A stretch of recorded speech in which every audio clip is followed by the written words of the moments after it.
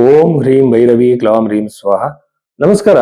ಜ್ಯೋತಿಷರುಗಳಂತಂದ್ರೆ ಜೋಕರ್ಗಳ ತರ ಟ್ರೀಟ್ ಮಾಡೋದು ಇತ್ತೀಚೆಗೆ ಪ್ರಾರಂಭ ಆಗಿದೆ. ಯಾಕೆಂತಂದ್ರೆ ಕೆಲವು ಜ್ಯೋತಿಷರುಗಳು ಕೂಡ ಜೋಕರ್ಗಳ ತರ ಬಿಹೇವ್ ಮಾಡ್ತಾ ಇರ್ತಾರೆ. ಜ್ಯೋತಿಷ್ಯ ಅನ್ನುವಂಥದ್ದು ಬಹಳ ಗಂಭೀರವಾಗಿರುವಂತಹ ಸೀರಿಯಸ್ ಆಗಿರುವಂತಹ ವಿಚಾರ. ಗ್ರಹಗಳ ಇನ್ಫ್ಲುಯೆನ್ಸ್ ಇಂದ ನಮ್ಮ ಭವಿಷ್ಯದಲ್ಲಿ ಎಷ್ಟೋ ಘಟನೆಗಳು ನಡೆಯುತ್ತೆ. ಎಷ್ಟೋ ಘಟನೆಗಳು ನಮ್ಮ ಕೈಯಲ್ಲಿ ಇಲ್ಲ. ಇವೆಲ್ಲ ಪೂರ್ವ ನಿರ್ಧರಿತ ಅಂತ ನಮ್ಮ ಋಷಿಗಳು ತಿಳ್ಕೊಂಡು ಕರ್ಮದ ಅನುಸಾರವಾಗಿ ಎಲ್ಲ ಘಟನೆಗಳು ನಡೆಯುತ್ತೆ ಅಂತ ಹೇಳಿ ಅವ್ರು ಲೆಕ್ಕಾಚಾರ ಹಾಕಿ ಈ ಕರ್ಮಕ್ಕೆ ತಕ್ಕಂತೆ ದಶೆಗಳ ಪ್ರಕಾರವಾಗಿ ಹೇಗೆ ಒಬ್ಬ ವ್ಯಕ್ತಿಯ ಜೀವನ ರೂಪುಗೊಳ್ಳುತ್ತೆ ಅಂತ ಹೇಳಿ ಅವರು ಆ ಒಂದು ಜ್ಯೋತಿಷ್ಯದ ಕೊಡುಗೆಯನ್ನು ಕೊಟ್ಟಿದ್ದಾರೆ ನಮಗೆ. ಈಗ ಜ್ಯೋತಿಷ್ಯ ನಂಬಲ್ಲ ಅಂತ ಹೇಳೋರು ಸೂರ್ಯನ ಕಿರಣಗಳಿಂದ ಸೈಕಲಾಜಿಕಲ್ ಆಗಿ ನಮ್ಮಲ್ಲಿ ಆಗುವಂತಹ ಚೇಂಜಸ್ ನೀವು ಜಸ್ಟ್ ಗೂಗಲ್ ಹೋಗಿ ಸರ್ಚ್ ಮಾಡಿ ಒಂದು ಗ್ರಹದ ಪರಿಣಾಮ ಎಷ್ಟು ಅಂತ ನಿಮಗೆ ಗೊತ್ತಾಗುತ್ತೆ. ಹಾಗೇನೆ ಕರ್ಮವೇ ಇಲ್ಲ ಅಂತ ಹೇಳೋರು DNA ಬಗ್ಗೆ ಈಗ ಆಗ್ತಿರೋ ಸಂಶೋಧನೆಗಳನ್ನ ನೋಡಿ ವ್ಯಕ್ತಿಗೆ ತನ್ನ ಸಂಸ್ಕಾರಗಳು ಹುಟ್ಟುತ್ತಾನೆ ಹೇಗೆ ನರ್ಚರ್ ವರ್ಸಸ್ ನೇಚರ್ ಅಂತ ಹೇಳಿ ಒಂದು ದೊಡ್ಡ ಡಿಬೇಟೇ ಇದೆ. ಸೊ ಇದೆಲ್ಲ ನೋಡಿದಾಗ ಜ್ಯೋತಿಷ್ಯ ಋಷಿಗಳು ಈ ತರ ಕಾಮಿಡಿ ಮಾಡೋಕೆ ಕಂಡುಹಿಡಿದಿರುವಂತದ್ದಲ್ಲ, ಜೀವನವನ್ನ ರೂಪುಗೊಳಿಸ್ಕೊಳ್ಳೋಕೆ, ಜೀವನವನ್ನ ತಿದ್ದುಕೊಳ್ಳಕ್ ಮಾಡಿರುವಂತದ್ದು. ಇದರಲ್ಲಿ ಎಲ್ಲದೂ ನನ್ನ ಕಂಟ್ರೋಲ್ ಇದೆ, ನಾನು ಮಾಡೇ ಮಾಡ್ತೀನಿ ಅಂತ ಹೇಳೋ ಮೂರ್ಖತನದ ವಿಚಾರ ಅಲ್ಲ. ಎಷ್ಟೋ ವಿಚಾರಗಳಿಗೆ ಪೂರ್ವ ನಿರ್ಧರಿತ ಸೈಕಲಾಜಿಕಲ್ ಆಗಿ ನನ್ನನ್ನ ನಾನು ಎಷ್ಟೋ ವಿಚಾರಗಳು ಚೇಂಜ್ ಮಾಡ್ಕೊಳಕ್ ಆಗಲ್ಲ. ಅದು ನನ್ನ ಸಂಸ್ಕಾರದಿಂದ ಬಂದಿರುವಂತದ್ದು. ನಿಮ್ಗೆ ರೀಸೆಂಟ್ ಸ್ಟಡೀಸ್ ಇಂದ ಪ್ರೂವ್ ಆಗಿದೆ. ಇದು ಡಿಬೇಟ್ ನಮಗೆ ಬೇಡ. ಬಟ್ ಜ್ಯೋತಿಷ್ಯ ಅಂತ ನೀವು ಒಬ್ಬರ ಹತ್ರ ಹೋಗ್ತೀರಾ, ಭವಿಷ್ಯವನ್ನ ತಿಳ್ಕೊಳ್ಳೋ ಪ್ರಯತ್ನ ಮಾಡ್ತೀರಾ. ಯಾಕೆಂದ್ರೆ ಭವಿಷ್ಯದಲ್ಲಿ ಎಷ್ಟೋ ವಿಚಾರಗಳನ್ನ ತಿಳ್ಕೊಬೇಕು ಅನ್ನೋ ಇಂಟ್ರೆಸ್ಟ್ ನಮ್ಗೆ ಇರುತ್ತೆ, ನಮ್ಮ ಜೀವನ ಯಾವ ಕಡೆಗೆ ಹೋಗುತ್ತೆ ಅಂತ ಹೇಳಿ. ಹೋದಾಗ ನಿಮಗೆ ಸರಿಯಾಗಿರೋ ಗೈಡೆನ್ಸ್ ನಿಮ್ಗೆ ಸಿಗ್ಬೇಕಲ್ಲ. ಹಾಗಾಗಿ ನಾನು ಏನ್ ಮಾಡ್ತೀನಿ, ಜ್ಯೋತಿಷ್ಯದ ನಿಜವಾದ ಜ್ಯೋತಿಷ್ಯ ಬಗ್ಗೆ ಹೇಳ್ತೀನಿ. ಯಾಕೆಂದ್ರೆ ನಿಜವಾದ ಜ್ಯೋತಿಷಿ ಹಿಂದೆ ನಡೆದಿರೋ ಘಟನೆಗಳನ್ನ ಹೇಳ್ತಾನೆ, ಲಗ್ನದ ಮೇಲೆ ನಿಮ್ಮ ಭವಿಷ್ಯ ಹೇಳ್ತಾನೆ ಹೊರತು ರಾಶಿಯ ಮೇಲಲ್ಲ. ಒಂದೇ ರಾಶಿಯಲ್ಲಿ ಲಕ್ಷಾಂತರ ಜನ ಹುಟ್ಟಿರ್ತಾರೆ. ಬೃಹತ್ ಪರಾಶರ ಹೋರಾಶಾಸ್ತ್ರದಲ್ಲಿ ಪರಾಶರ ಮಹರ್ಷಿ ಷಷ್ಠ್ಯಾಂಶ ಅಂತ ಒಂದು ಚಾರ್ಟ್ ಕೊಡ್ತಾರೆ. ಅದ್ರಲ್ಲಿ ಬಂದು ನಿಮಗೆ 2 ಸೆಕೆಂಡ್ 3 ಸೆಕೆಂಡ್ ಜಾಗ ಚೇಂಜ್ ಆಗೋದನ್ನ ಹೇಗೆ ನೋಡ್ಬೇಕು ಅಂತಿದೆ. ಋಷಿಗಳು ಬಹಳ ಮುಂದೆ ಇದ್ದಾರೆ, ನಾವು ಇನ್ನ ಪ್ರಶ್ನೆ ಮಾಡೋದ್ರಲ್ಲೇ ಇದ್ದೀವಿ. ಅದಕ್ಕೆಲ್ಲ ಉತ್ತರ ಆಗ್ಲೇ ಕೊಟ್ಟಾಗಿದೆ. ಎರಡನೇದು ಬಂದು, ನಾನು ಭವಿಷ್ಯವನ್ನು ಹೇಳುವಾಗ ಯೂಶುವಲ್ ಆಗಿ ನಿಮ್ಮ ಜಾತಕ ಇಲ್ಲ ಅಂತಂದ್ರೆ ನಾನು ಹಸ್ತ ಸಾಮುದ್ರಿಕೆ ಮೂಲಕ ಹೇಳ್ತೀನಿ. ನಾಡಿ ಜ್ಯೋತಿಷ್ಯದಲ್ಲಿ ಇರುವಂತಹ ರೇಖೆಗಳು, ಆಮೇಲೆ ಚೈನೀಸ್ ವೆಸ್ಟರ್ನ್ ಪಾಮಿಸ್ಟ್ರಿ ಇಂದ ಸೈಕಲಾಜಿಕಲ್ ಟೆಂಡೆನ್ಸೀಸ್ ಎಲ್ಲವನ್ನು ಕೂಡ ಹಲವಾರು ಘಟನೆಗಳನ್ನ ಬಹಳ ಈಸಿಯಾಗಿ ಹೇಳ್ಬೋದು. ಸೊ ಲಗ್ನವನ್ನ ತಿದ್ದಬೇಕು ಅಥವಾ ಸಿಕ್ಕಿಲ್ಲ ಅಂತಂದ್ರೆ ಹಸ್ತ ಸಾಮುದ್ರಿಕೆ ಮೂಲಕ ನಿಮ್ಮ ಜಾತಕವನ್ನ ಹೇಳ್ಬೇಕು. ಆಮೇಲೆ ಹಿಂದೆ ನಡೆದಿರೋ ಘಟನೆಗಳನ್ನ ಹೇಳ್ಬೇಕು. ಪರಿಹಾರಕ್ಕೆ ಬೃಹತ್ ಪರಾಶರ ಹೋರಾಶಾಸ್ತ್ರದಲ್ಲಿ ಕೊಟ್ಟಿರುವಂತಹ ಋಷಿ ಹೇಳಿರುವಂತಹ ಮಂತ್ರ ಜಪಗಳ ದಾನಗಳನ್ನ ಹೇಳ್ಬೇಕು. ಹಂಗಂದ ತಕ್ಷಣ ಪರಿಹಾರ ಆಗ್ಬಿಡುತ್ತಾ? ಖಂಡಿತವಾಗ್ಲೂ ಇಲ್ಲ. ನಿಷ್ಠೆ ಬೇಕಾಗತ್ತೆ, ಶ್ರದ್ಧೆ ಬೇಕಾಗತ್ತೆ, ಕೆಲವನ್ನ ಅಕ್ಸೆಪ್ಟ್ ಮಾಡ್ಕೋಬೇಕಾಗತ್ತೆ. ಜ್ಯೋತಿಷ ಕೇಳೋದು ಸುಲಭ, ಸತ್ಯವನ್ನ ನೀವು ಒಪ್ಕೊಳ್ಳೋದು ಬಹಳ ಕಷ್ಟ. ಅದಕ್ಕೊಂದು ಧೈರ್ಯ ಬೇಕಾಗುತ್ತೆ, ಅವಾಗ ಮಾತ್ರ ಭವಿಷ್ಯ ಕೇಳಬೇಕು.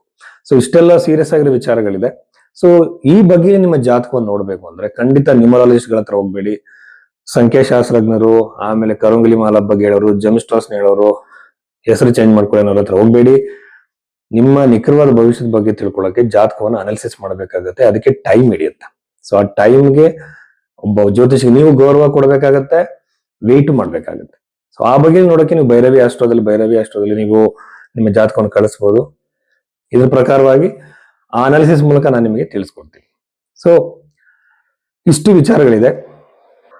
ಮಿಥುನ ರಾಶಿ 2026 ಮಾರ್ಚ್ 22 ನಂತರದಲ್ಲಿ ನಾವು ಮಿಥುನ ರಾಶಿಯಲ್ಲಿ ನಡೆಯುವಂತಹ ಆ ಒಂದು ಧ್ವನಿ, ಆ ಓವರ್ ಆಲ್ ಜನರಲ್ ಪ್ರಿಡಿಕ್ಷನ್ಸ್ ನೋಡೋದಾದ್ರೆ ರಾಶಿ ಪ್ರಕಾರವಾಗಿ ರಾಶಿಯಲ್ಲಿರುವಂತಹ ಗುರುಗ್ರಹ, ಈಗ ತುಂಬಾ ಜನ ಯುಗಾದಿ ಭವಿಷ್ಯ ಅಂತ ಹೇಳ್ತಾ ಇದ್ದಾರೆ. ನೋಡಿ, ಪ್ರತಿಯೊಬ್ಬ ವ್ಯಕ್ತಿ ಕೂಡ ಇಂಡಿವಿಜುವಲ್.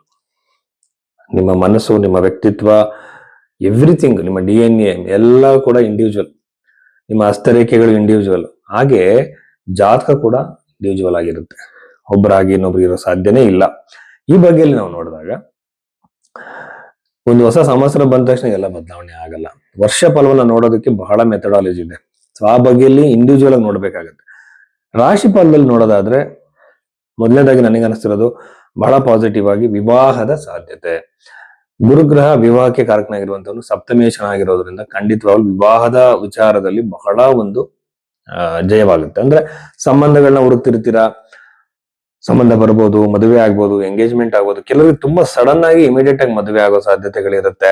ಆಮೇಲೆ ದೂರ ಆಗಿರುವಂತಹ ದಂಪತಿಗಳು ಮತ್ತೆ ಹತ್ರ ಆಗ್ಬೋದು. ಯಾವುದೋ ಕಾರಣದಿಂದ ದೂರ ಆಗಿರ್ತೀರ, ಪುನಃ ಒಂದಾಗುವಂತಹ ಸಾಧ್ಯತೆ. ಜಗಳ ಆಗಿರುತ್ತೆ, ಅದು ಕಾಂಪ್ರಮೈಸ್ ಆಗೋ ಸಾಧ್ಯತೆ. ಬಿಸ್ನೆಸ್ ಪಾರ್ಟ್ನರ್ಗಳ ಜೊತೆ ಏನಾದ್ರು ಕಿರಿಕಿರಿ ಆಗಿದೆ ಅಲ್ಲೂ ಕೂಡ ಉತ್ತಮವಾಗಿರುವಂತಹ ಸಾಧ್ಯತೆ. ಸೆಕೆಂಡ್ ಮ್ಯಾರೇಜ್ ಟ್ರೈ ಮಾಡೋರಿಗೆ ಎಲ್ಲರಿಗೂ ಕೂಡ ಬಹಳ ಶುಭಪ್ರದವಾಗಿದೆ. ಈ ಮಿಥುನ ರಾಶಿಯಲ್ಲಿ ಹುಟ್ಟಿದಂತವ್ರಿಗೆ ವಿವಾಹದ ವಿಚಾರದಲ್ಲಿ ಬಹಳ ಉತ್ತಮವಾಗಿದೆ. ಕುಟುಂಬ ಅಂತ ತಗೊಂಡಾಗ ಕುಟುಂಬದಲ್ಲಿ ಅಣ್ಣ ತಮ್ಮಂದ್ರ ಬಗ್ಗೆ ಕಿರಿಕಿರಿ ಆಗುತ್ತೆ. 3ನೇ ಮನೆ ಕೇತು, ಕಿರಿಕಿರಿ, ಟೆನ್ಷನ್ಗಳು, ಮಿಸ್ಅಂಡರ್ಸ್ಟ್ಯಾಂಡಿಂಗ್ಗಳು ಅಣ್ಣ ತಮ್ಮಂದ್ರ ಮಧ್ಯೆ ಬರ್ಬೋದು. ಪ್ರಾಪರ್ಟಿ ರಿಲೇಟೆಡ್ ವಿಚಾರಕ್ಕೂ ಬೇರೆ ಕ್ಷುಲ್ಲಕ ಕಾರಣಕ್ಕೆ ಬರೋ ಸಾಧ್ಯತೆಗಳಿರುತ್ತೆ. ಜಾಗ್ರತೆಯಿಂದ ಇರಬೇಕು. ಆಮೇಲೆ ಕುಟುಂಬ ಸ್ಥಾನವನ್ನ ಬಹಳ ಪರಿಶೀಲನೆ ಮಾಡಿದ್ರೆ ಒಂದು ವೆಹಿಕಲ್ ಪರ್ಚೇಸು, ಪ್ರಾಪರ್ಟಿ ಪರ್ಚೇಸು ಖಂಡಿತವಾಗ್ಲೂ ಆಗುತ್ತೆ.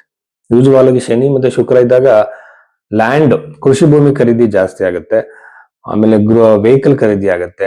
ಕಟ್ಟಿರೋ ಮನೆಗಳನ್ನು ತಗೊಳ್ಳುವಂತಹ ಸಾಧ್ಯತೆಗಳು ಅತಿ ಹೆಚ್ಚಾಗಿರುವಂತಹ ಯೋಗ ಮಿಥುನ ರಾಶಿಯವರಿಗೆ ಇದೆ ಅಂತ ಹೇಳ್ಬೋದು. ಸೊ ಇಷ್ಟೆಲ್ಲ ವಿಚಾರಗಳಿದೆ. ಕುಟುಂಬಕ್ಕೆ ಸಂಬಂಧಪಟ್ಟ ಬಹಳ ಆಹ್ಲಾದಕರವಾಗಿರುವಂತಹ ನೆಮ್ಮದಿಯ ಒಂದು ವಾತಾವರಣವನ್ನ ನೀವು ಕಳೀತೀರ ಫ್ಯಾಮಿಲಿ ಜೊತೆ. ಅಂತಹ ಕಿರಿಕಿರಿ, ಅಂತಹ ಮಿಸ್ಅಂಡರ್ಸ್ಟ್ಯಾಂಡಿಂಗ್ಸ್, ಡಿಸ್ಟರ್ಬೆನ್ಸಸ್ಗಳು ಮಿಥುನ ರಾಶಿಯಲ್ಲಿ ಹುಟ್ಟಿದಂಥವ್ರಿಗೆ ಇರಲ್ಲ. ಆಮೇಲೆ ಚತುರ್ಥ ಭಾವ ಆಯ್ತು. ಇವಾಗ ಈಗಿನ ದಶಮ ಭಾವವನ್ನು ನೋಡೋಣ ಉದ್ಯೋಗದ ವಿಚಾರದಲ್ಲಿ. ಸೊ ಉದ್ಯೋಗಕ್ಕೆ ನಾವು ನೋಡೋದಾದ್ರೆ ಗೋರ್ಮೆಂಟ್ ಕೆಲ್ಸಕ್ಕೆ ಪ್ರಯತ್ನ ಪಡ್ತಿರೋರಿಗೆ ಬಹಳ ಅನುಕೂಲವಾಗುತ್ತೆ. ದಶಮ ಭಾವದಲ್ಲಿರುವಂತಹ ಸೂರ್ಯ, ರವಿಯ ಅನುಗ್ರಹದಿಂದ. ನಾನು ಯೂಸ್ವಲ್ ಆಗಿ ಹೇಳ್ತಿರ್ತೀನಿ, ಗೌರ್ಮೆಂಟ್ ಜಾಬ್ ನಿಮ್ಗೆ ಸಿಗ್ಬೇಕು ಅಂತ ಆಸೆ ಇದ್ರೆ ಅಥವಾ ಕಾಂಬಿನೇಷನ್ಸ್ ಗಳಿದ್ರೆ, ಸ್ವಲ್ಪ ಗ್ರಹಗಳು ವೀಕ್ ಆಗಿದೆ ಅಂತ ನಿಮಗೆ ಅನ್ಸಿದ್ರೆ, ಸೂರ್ಯನ ಆದಿತ್ಯ ಹೃದಯ ಸ್ತೋತ್ರ ಬಹಳ ಬಹಳ ಎಫೆಕ್ಟಿವ್ ಇದು. ಇದನ್ನ ರೆಗ್ಯುಲರ್ ಆಗಿ ನೀವು ಚಾಂಟ್ ಮಾಡ್ಬೋದು, ಬಹಳ ಅನುಕೂಲವಾಗುತ್ತೆ. ಆಮೇಲೆ ಟ್ರಾನ್ಸ್ಫರ್ಗೆ ಟ್ರೈ ಮಾಡ್ತಿರೋಂಥವ್ರು ಬಹಳ ಒಳ್ಳೇದು. ಪ್ರಮೋಷನ್ ಆಗುವಂತ ಸಾಧ್ಯತೆಗಳು. ಈಗ ತುಂಬಾ ದಿನದಿಂದ ಟ್ರೈ ಮಾಡ್ತೀನಿ ಸರ್, ನನಗೆ ಪ್ರಮೋಟ್ ಆಗ್ತಿಲ್ಲ ಅಂತ ಹೇಳ್ತಿರ್ತೀರ, ಅಲ್ಲಿ ಕೂಡ ಅತಿ ಹೆಚ್ಚಿನ ಸಾಧ್ಯತೆ. ವಿದೇಶದಲ್ಲಿ ಉದ್ಯೋಗ ಸಿಗುವಂತ ಸಾಧ್ಯತೆಗಳು. ಕೆಲವರು ಸ್ವಂತವಾಗಿ ಉದ್ಯಮವನ್ನ, ಬಿಸ್ನೆಸ್ ನ ಸ್ಟಾರ್ಟ್ ಮಾಡಿರ್ತಾರೆ, ಅಲ್ಲಿ ತುಂಬಾ ಪ್ರೋಗ್ರೆಸ್ ಅನ್ನ ಇವ್ರು ನೋಡ್ತಾರೆ ಮಿಥುನ ರಾಶಿಯವರು. ಸೊ ಇಷ್ಟೆಲ್ಲ ಬದಲಾವಣೆಗಳು ಕರಿಯರ್ ರಿಲೇಟೆಡ್ ಇದೆ. ತುಂಬಾ ಇಂಟರ್ವ್ಯೂಸ್ ಕೊಟ್ಟಿದ್ದೀನಿ ಸರ್, ಜಾಬ್ ಸಿಕ್ಕಿಲ್ಲ ಅಂತ ಹೇಳ್ತಾರೆ. ಉದ್ಯೋಗದ ಅವಕಾಶ ಖಂಡಿತವಾಗಲೂ ನಿಮಗೆ ಕೆಲವೇ ದಿನಗಳಲ್ಲಿ ಆಗುತ್ತೆ. ಕೆಲವು ಕ್ಯಾಂಪಸ್ ಸೆಲೆಕ್ಷನ್ಸ್ ಅಂತ ಇರುತ್ತೆ, ಅಲ್ಲಿ ಕೂಡ ಈ ಒಂದು ಅವಕಾಶಗಳಿದ್ರೆ ಅಲ್ಲೂ ಕೂಡ ಅನುಕೂಲಗಳು ಆಗ್ಬೋದು ಬಹಳ ಇಮಿಡಿಯೇಟ್ ಆಗಿ. ದಶಮ ಭಾವ ಕ್ಲೀನ್ ಆಗಿರ್ಬೇಕಾಗತ್ತೆ. ಸೊ ಇಷ್ಟು ವಿಚಾರಗಳು ಉದ್ಯೋಗಕ್ಕೆ ಸಂಬಂಧಪಟ್ಟಂತೆ. ಇನ್ನು ಟ್ರಾವೆಲ್ ಮಾಡುವಂತ ಸಾಧ್ಯತೆಗಳು, ಆಮೇಲೆ ಉದ್ಯೋಗಕ್ಕಾಗಿ ದೂರ ಹೋಗುವಂಥದ್ದು, ಇವೆಲ್ಲ ಸಾಧ್ಯತೆಗಳು ಅತಿ ಹೆಚ್ಚಾಗಿ ಮಿಥುನ ರಾಶಿಯವರಿಗಿದೆ. ಆಮೇಲೆ ವಿವಾಹ, ಕುಟುಂಬ, ಆದ್ಮೇಲೆ ಮಕ್ಕಳ ವಿಚಾರದಲ್ಲಿ ಸಂತೋಷದ ವಾತಾವರಣ ಇದೆ. ಮಕ್ಕಳು, ಸಂತಾನದ ಯೋಗ, ಮಕ್ಕಳಿಂದ ಸಂತೋಷ, ಮಕ್ಕಳಿಗೆ ಏನಾದ್ರು ಸಮಸ್ಯೆ ಇದ್ರೆ ಉದ್ಯೋಗ ಇನ್ನೊಂದರಲ್ಲಿ ಅದು ಸರಿಯಾಗುವಂತ ಸಾಧ್ಯತೆಗಳು ಮಿಥುನ ರಾಶಿಯವರಿಗೆ ಇದೆ. ಆಮೇಲೆ ನವಮ ಭಾವವನ್ನ ನೋಡ್ತಾ ಇದ್ರೆ ಅನ್ನೆಸೆಸರಿ ಟ್ರಾವೆಲ್ಸ್ ಮಾಡುವಂಥದ್ದು, ತಿರುಗಾಟ ಮಾಡುವಂಥದ್ದು ಅತಿ ಹೆಚ್ಚಾಗಿರುತ್ತೆ. ಅನವಶ್ಯಕವಾಗಿ ತಿರುಗಾಟಕ್ಕೆ ಹೋಗಬೇಡಿ, ಅದರಿಂದ ಏನು ನಿಮಗೆ ಲಾಭಕರವಾಗಿರೋದಿಲ್ಲ.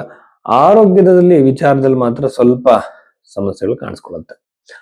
ಎಸ್ಪೆಷಲಿ ವೆಹಿಕಲ್ಸ್ ಅಲ್ಲಿ ಓಡಾಡುವಾಗ ಬಹಳ ಕೇರ್ಫುಲ್ ಆಗಿರ್ಬೇಕು. ಕುಜಗೃಹ ಇರೋದ್ರಿಂದ ಕೇರ್ಫುಲ್ ಆಗಿರ್ಬೇಕಾಗತ್ತೆ. ಆಮೇಲೆ ವೆಹಿಕಲ್ ಡ್ರೈವ್ ಮಾಡೋದು ಕೂಡ ಬಹಳ ಕೇರ್ಫುಲ್ ಆಗಿ ಮಾಡ್ಬೇಕಾಗತ್ತೆ ಈ ವಿಚಾರದಲ್ಲಿ. ಮತ್ತೆ ಎತ್ತರದ ಸ್ಥಳಗಳನ್ನ ಹತ್ತುವಾಗ ಈ ತರ ಕೆಲಸಗಳನ್ನ ನೀವು ಮಾಡೋದಿದ್ರೆ ಸ್ವಲ್ಪ ಕೇರ್ಫುಲ್ ಆಗಿ ಇರೋದು ಬಹಳ ಮುಖ್ಯ. ಯೂಶುವಲ್ ಆಗಿ ಕೇರ್ ಆಗಿ ಇರ್ತಾರೆ, ಕೇರ್ಫುಲ್ ಆಗಿರೋದು ಬಹಳ ಮುಖ್ಯವಾಗುತ್ತೆ. ಇಷ್ಟು ವಿಚಾರಗಳು ಮಿಥುನ ರಾಶಿಗೆ ಸಂಬಂಧಪಟ್ಟಿದ್ದು.